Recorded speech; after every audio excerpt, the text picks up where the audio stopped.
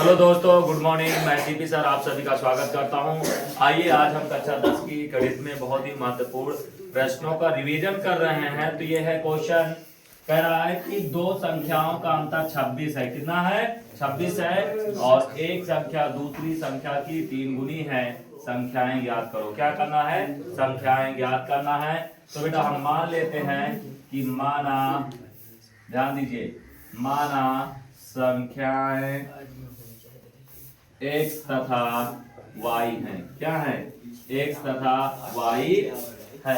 ध्यान दीजिए, माना संख्याएं क्या हैं? x तथा y हैं। तो इसलिए हम कहेंगे प्रश्नानुसार। अब प्रश्न जो कहेगा बेटा उसके अनुसार करना है। तो प्रश्नानुसार, ठीक है। प्रश्न कह रहा दो संख्याओं का अंतर, अंतर का मतलब बड़ी से छोटी को घटाना। तो हम मान लेते हैं कि x माइनस वाई बराबर कितना? 26। ये समीकरण नंबर हमारा कितना हो जाएगा? पहला हो जाएगा। ठीक है। क्या कहा है? अंतर कहा है। तो हमारे पास दो संख्या ये है।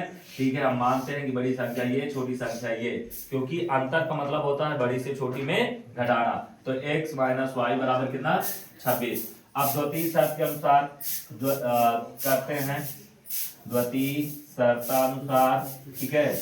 द्वितीय शर्त के अनुसार, द्वितीय शर्त क्या कह रहा है बेटा? पढ़ते हैं।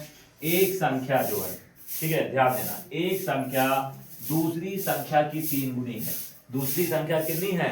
3 गुनी है। इसका मतलब है कि बड़ी वाली संख्या, बड़ी संख्या हमने क्या माना है? एक। छोटी वाली जो संख्या है इसमें यदि हम 3 का गुणा कर दें, क्या 3 गुनी का मतलब 3 का गुणा कर दें, तो आपस में ये दोनों क्या हो जाएंगी? बराबर हो जाएंगी। तो x बराबर जो आएगा वो 3y आएगा। तो ये समीकरण नंबर 2 हो गया। क्या हो गया? समीकरण नंबर 2।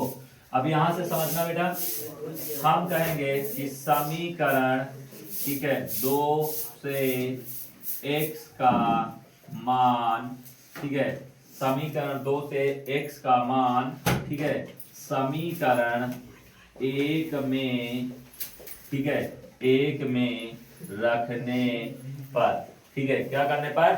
1 में रखने पर। अब 1 में रखेंगे बेटा, तो देखिए यहां पर x का मान कितना रखना है? 3y। तो ये x है, इसके जगह पर रखना है 3y।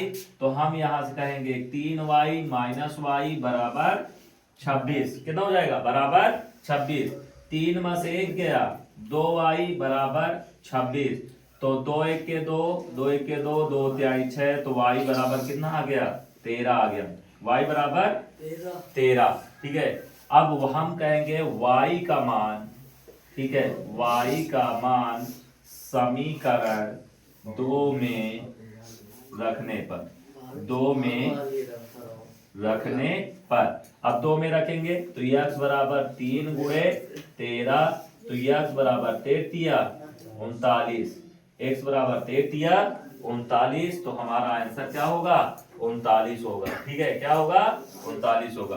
तो हम कहेंगे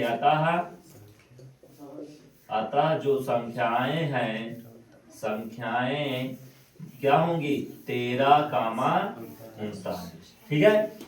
यदि वीडियो पसंद आए तो लाइक एंड सब्सक्राइब कीजिए और ज्यादा से ज्यादा शेयर करिए। Thank you.